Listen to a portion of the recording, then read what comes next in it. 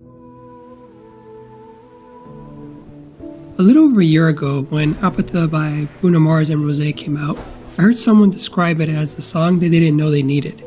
That line stuck with me, because as I played Sword of the Sea, that was the exact feeling I had. Not just that I liked it, or just that it was beautiful, but that it arrived at just the right time, and I didn't even realize I was waiting for it. Published in 2025 by Giant Squid, Sword of the Sea invites you into a world that feels both ancient and alive. You traverse vast landscapes on your sword, solving environmental puzzles and restoring something that feels broken. But what stayed with me wasn't just the traversal or the scale, it was the metaphor. Now, I don't know exactly what the developers intended, but to me, the game felt like a reflection of internal battles. As you explore, a distorted version of yourself emerges at the worst possible time. You can choose to confront it or delay confronting it, but avoidance is impossible. And when you finally face it and overcome it, something opens. Not just in the world, but in you. The music carried the arc beautifully. It didn't just sit in the background, it moved with the emotional rhythm of the game. Certain moments felt elevated not because of spectacle, but because the score swelled exactly when you needed it to. The visuals were just as intentional. The colors weren't subtle, they were vibrant, expansive, alive. Every new area felt like stepping into a painting that was inviting you in to play.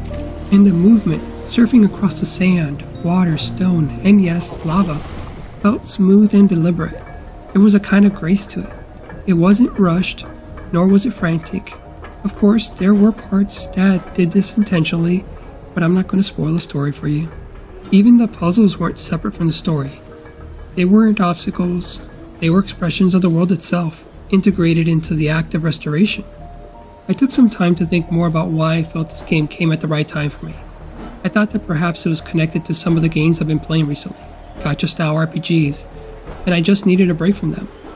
I also thought it could be from stresses in my personal life, like the type of stress we normally feel from work. After thinking about it, I think it's all of it. Sword of the Sea is a game that doesn't focus on friction like many games I've been playing. It focuses on a rhythmic flow with the built environment. It doesn't focus on managing an inventory, overly complex storylines, or even complex timing for boss fights. It doesn't force you to think much in the game, so I was free to feel the game instead. And for many games that I've been playing recently, if I'm being honest, I'm being motivated by extrinsic rewards, whether it's resources to upgrade my characters or resources to pull. Sword of the Sea was different. It motivated me intrinsically. I felt this from the very beginning until the end. I continued to move because it just felt good to do so, not for any particular goal. Maybe I needed something that wasn't asking me to optimize, compete, or rush. Just move and breathe. Just be. Sword of the Sea reminded me that sometimes we don't know what we're missing until we stumble into it. After wrestling with some of the games I've been playing, this felt like a quiet reset. This game wasn't loud and it wasn't competitive. It just wasn't designed that way. It was just a world asking to be explored, and for me, that was more than enough.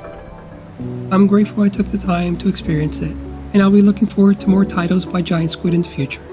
As always, these are my reflections after spending time with the game. If you appreciate conversations like this, consider supporting the channel by liking the video or subscribing.